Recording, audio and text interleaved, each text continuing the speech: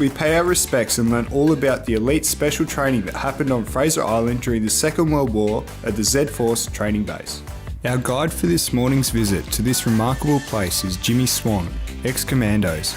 He reveals to us a different history about what happened here during the Second World War. Hi guys, welcome to Z-Force. My name's Jimmy Swan, I'm a commando vet. I've been in a fair amount of guerrilla warfare combat, and I'm actually here with Annie, who's actually also was in the military and worked with one commando. So it's great having Annie, and she runs the Rangers in Kingfisher Lodge, who I actually represent in this role. The whole purpose of special operations is to gain information, sending small commando groups in, always stealth, always using covert, and getting deep in behind the lines. And they would go in and do incredible things, including landing on beaches, pulling their foul boats up, walking 70 kilometers into the enemy areas, and either taking out a target or mainly sabotage or reconnaissance. Reconnaissance meaning get back without being found. Remember, walking through the enemy, then through the villages. You never know if the villages are on sides or off sides. Special operatives are incredible. So basically what happens is your training is everything. This is where 100 men plus the officers and trainers would operate from for 12 weeks. Just imagine if you're looking out, here's a sentry post, and this sentry post was, or foxhole, was basically one of the 5 on a perimeter. If you're protecting a camp, what you do is you always have your sentries on the outside, obviously to protect you. We call it a 360 protection.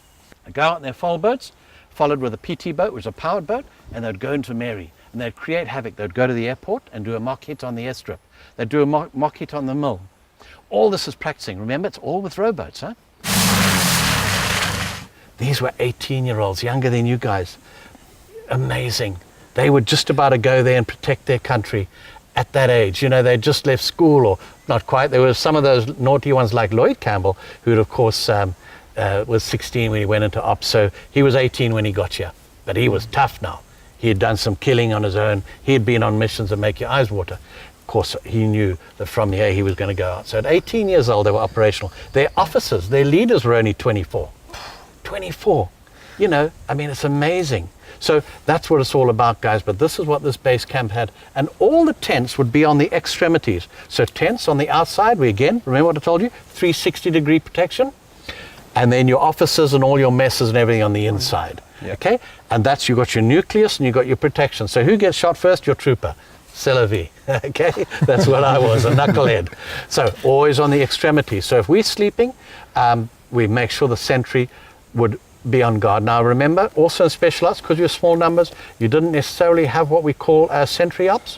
What we would do is we'd do a bombshell, we'd meet up at a position, and we'd all go to sleep. But we would have early warning systems put out, little booby traps, etc. So you could all sleep because you knew that you were going to have to run and operate.